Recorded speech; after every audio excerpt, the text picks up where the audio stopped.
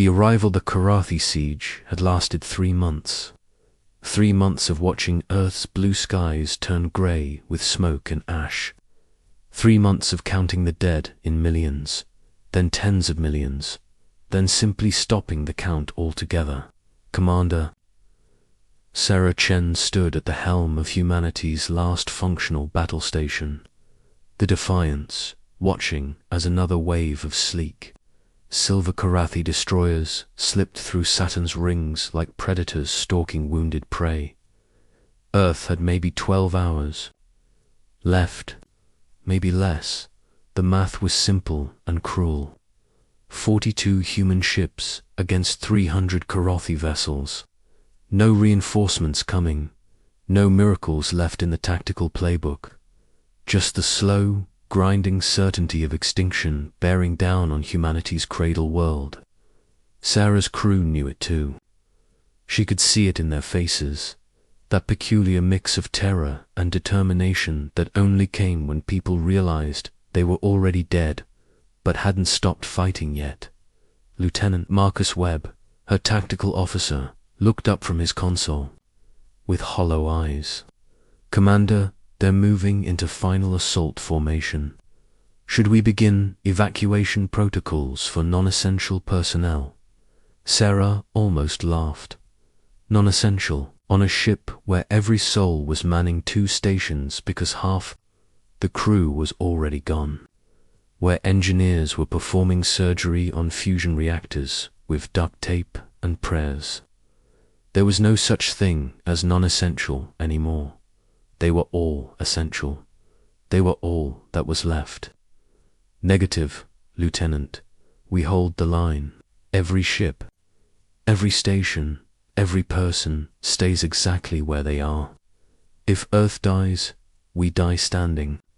The bridge fell silent except for the steady hum of failing systems and the distant thunder of explosions as the outer defense platforms started taking fire.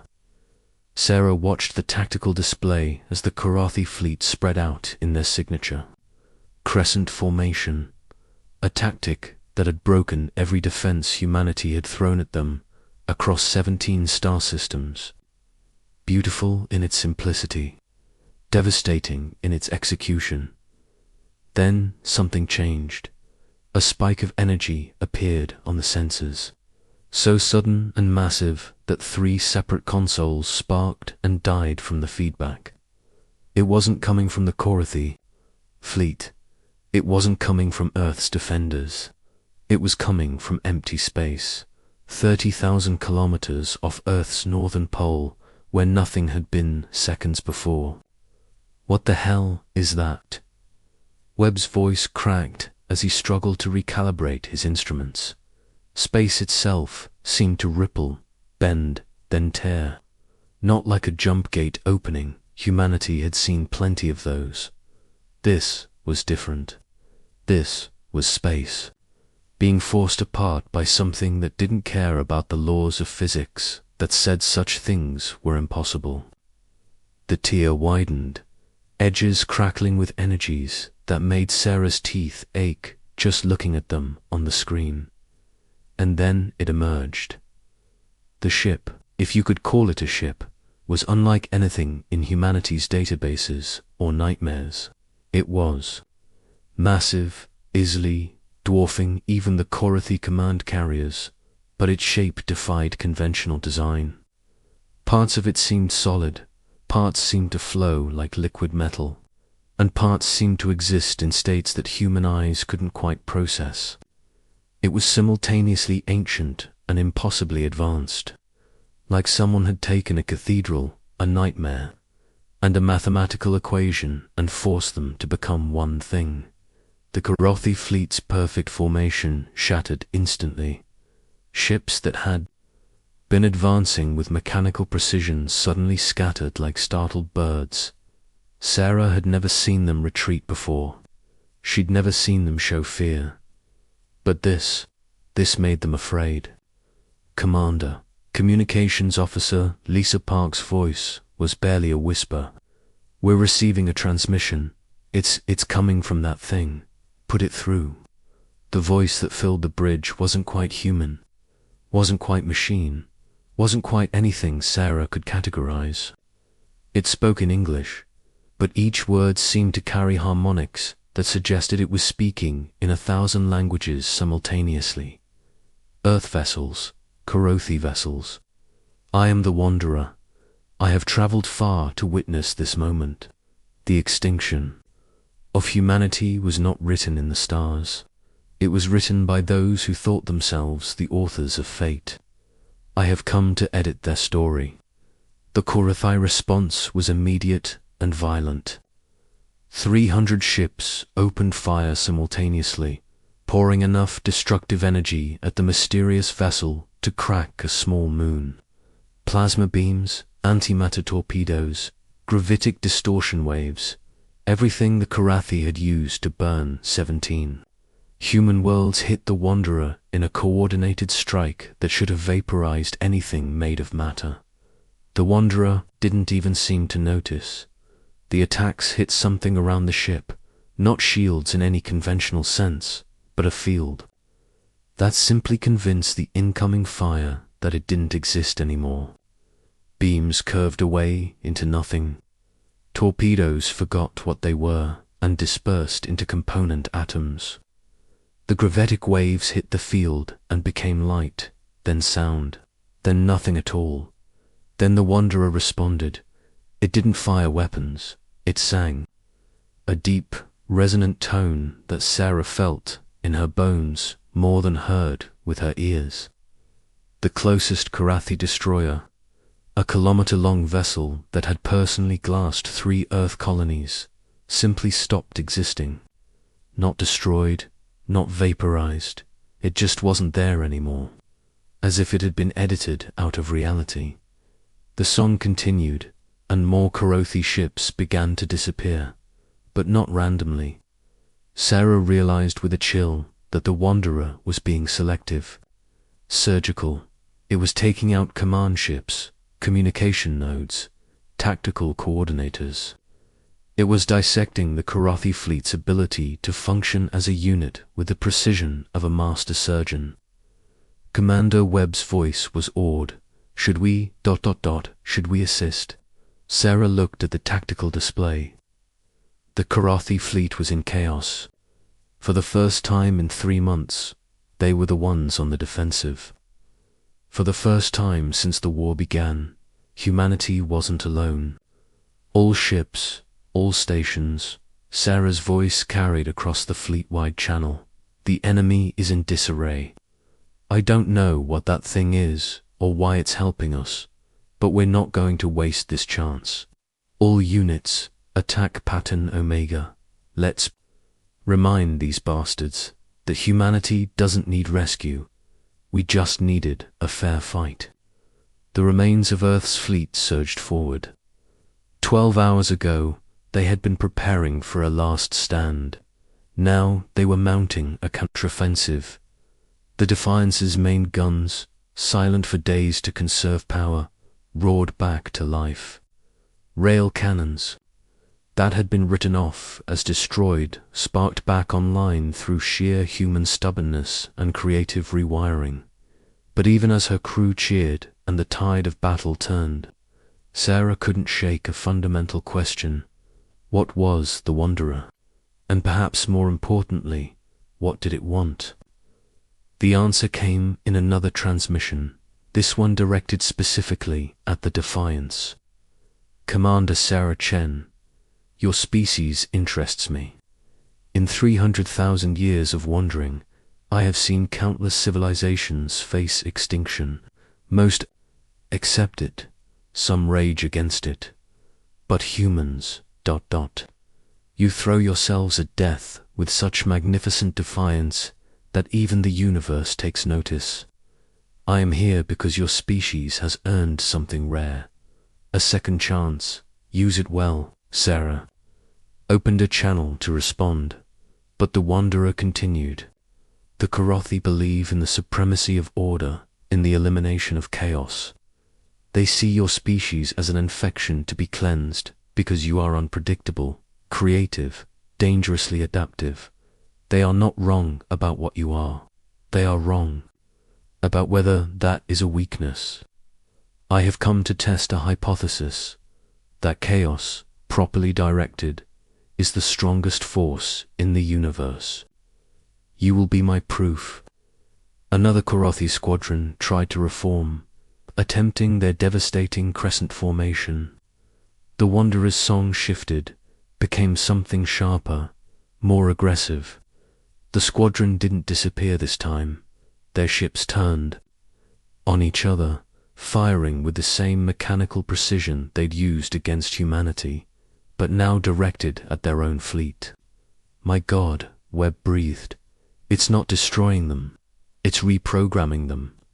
Sarah watched in horrified fascination as more Curates ships began to turn, their weapon systems identifying their own fleet as targets. Within minutes, the organized Curates armada had become a chaotic battlefield where no one could tell friend from foe. The geometric precision that had been their greatest strength became their weakness as ships followed corrupted protocols, executing perfect attack patterns against their own allies. But the Wanderer wasn't done. As the Curates fleet tore itself apart, the mysterious ship moved toward Earth itself, its flowing, impossible form shifting as it approached the wounded planet. Commander, Park's eyes were wide. It's doing something to Earth. Energy readings are off the charts, but they're not destructive. They're creative. On the screens, they could see it happening. The burns across Earth's surface, the radiation zones, the dead cities, they were being reversed. Not healed, but literally reversed, as if time itself was being wound backwards in selective areas. Sarah watched Mumbai rebuild itself in seconds, watched the Amazon rainforest surge back to life, watched the poisoned oceans clear. The turning tide, the Wanderer's transformation of Earth, took 17 minutes. 17 minutes to undo 3 months of systematic destruction. 17 minutes to restore what 13 billion humans had thought lost forever. But even as cities rose from ashes and forests bloomed from radioactive wasteland, Sarah couldn't shake the feeling that this was just the beginning of something larger. The Curates fleet, or what remained of it, had retreated beyond Mars. Half their ships were gone, either erased by the Wanderer's song or destroyed by their own reprogrammed allies. The survivors had formed a defensive sphere, their legendary discipline finally reasserting itself despite the chaos. They were wounded, confused, but not defeated. Not yet. A new voice crackled across the communication channels. Not the Wanderers, multitonal harmony, but something distinctly human.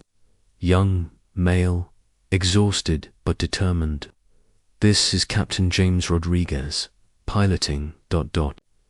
Well, I suppose I'm piloting the Wanderer, though that's not exactly accurate. Commander Chen, requesting permission to board the Defiance. We need to talk. Sarah exchanged glances with her bridge crew, a human voice from that impossible ship. Captain Rodriguez, this is Commander Chen. Explain your situation. How are you controlling that vessel? A bitter laugh came through the comms. I'm not controlling it, Commander. I'm more like a translator, a bridge between what it is and what we need it to be. It's complicated. Can I come aboard? The Wanderer will maintain position, but I need to brief you on what's really happening. Here, what's been happening for longer than you know. 20 minutes later, Sarah stood in the Defiance's docking bay, watching a small portion of the Wanderer literally flow off the main vessel and reform into something resembling a shuttle. When it landed and the airlock opened, the man who stepped out looked like he hadn't slept in years. Captain James Rodriguez was perhaps 30, with premature grey streaking his dark hair and eyes that had seen too much. Commander Chen, he saluted, his uniform unlike anything in Earth's military but somehow familiar in its basic design. I know you have questions. I'll answer what I can, but first, you need to understand, the Curates invasion isn't what you think it is, and humanity's survival today was not luck or coincidence. It was a test. Sarah led him to the briefing room, where her senior staff had assembled. Rodriguez looked at each face, seeming to memorize them before beginning. For years ago, I was commanding a deep space exploration vessel, the Horizon, investigating anomalous readings near the Eagle Nebula. We found something, a derelict structure, ancient beyond measure, but still functioning.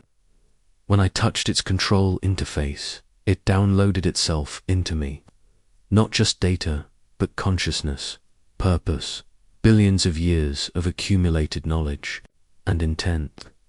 He paused, rubbing his temples as if fighting off a headache. The entity you call the Wanderer isn't a ship. It's a guardian, one of several created by a civilization that transcended physical existence eons ago.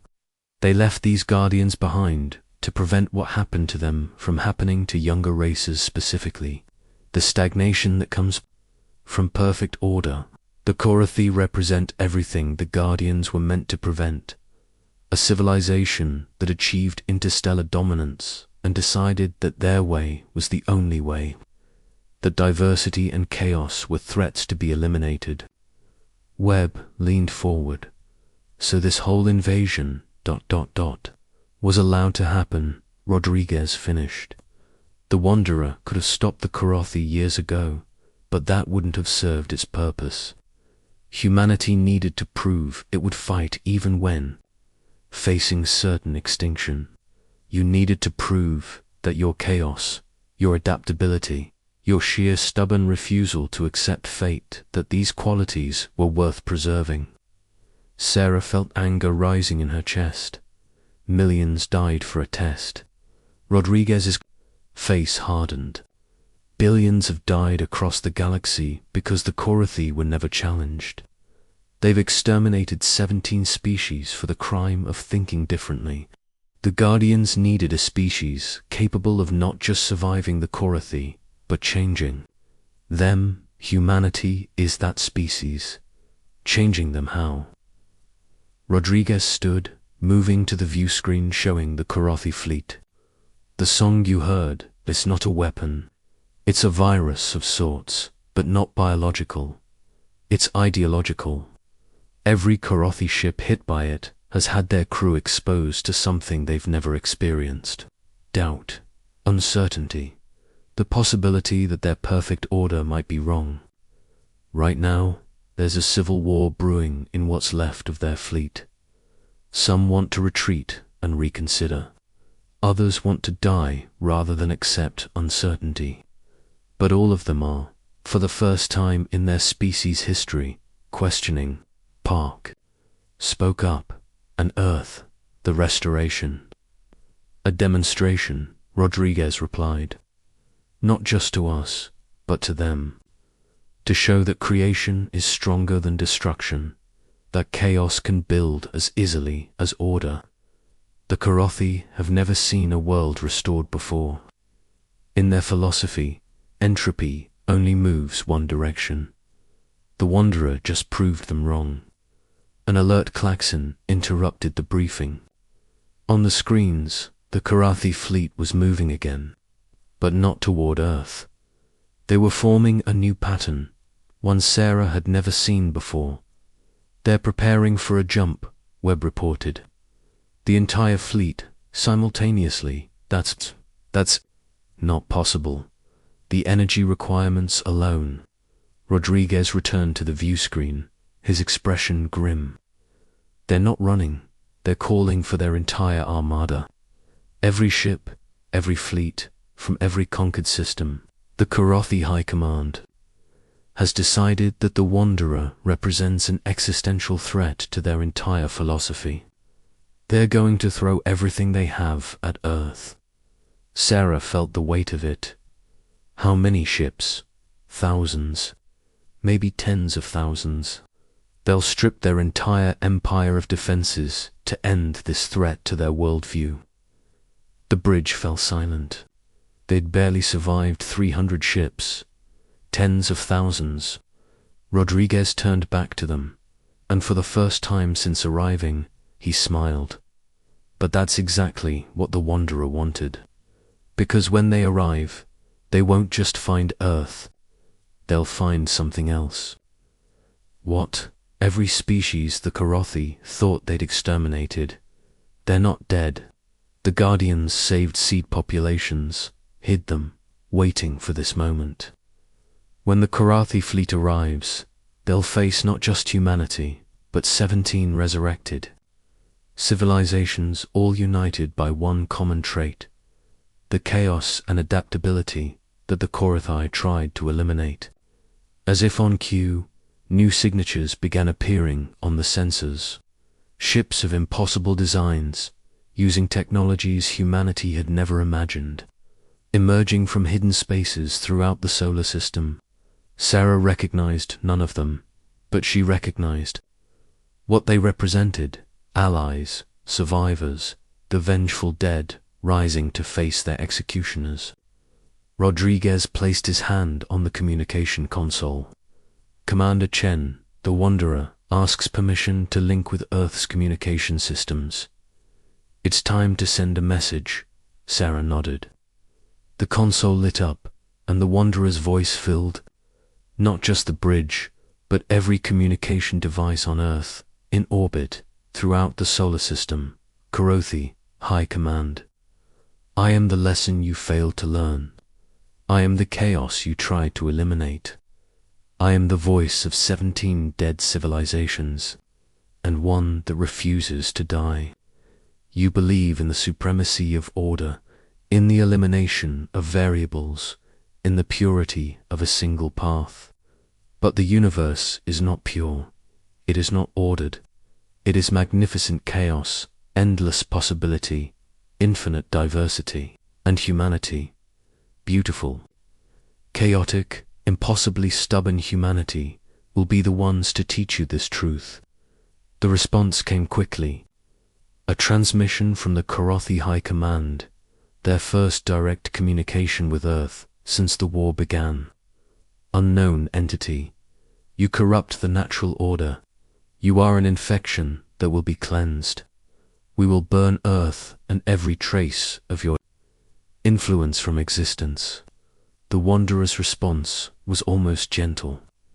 You will try, and in trying, you will learn what humanity learned long ago, that sometimes the only way forward is through chaos. The only way to grow is to embrace uncertainty, and the only way to truly live is to accept that control is an illusion. Sarah looked at the gathering fleet of resurrected civilizations, at her battered but determined crew, at Earth slowly healing below them. The real battle was coming, not just for survival, but for the very philosophy of existence. Order versus chaos. Control versus adaptation. The Curates way versus the human way. All stations, Sarah commanded, her voice carrying the weight of humanity's future. Prepare for the real war. And remember, we're not fighting just for Earth anymore. We're fighting for the right of every civilization to be imperfect, unpredictable, and beautifully chaotic. We're fighting for the right to be human. The crew responded with determination that would have made their ancestors proud. Humanity had survived extinction, found unlikely allies, and discovered their chaos was not a weakness, but their greatest strength. The Curates Armada was coming with the weight of an empire behind them. But humans had something stronger, the audacity to believe they could win, and the chaotic creativity to make that belief reality. The real war for Earth's future had just begun.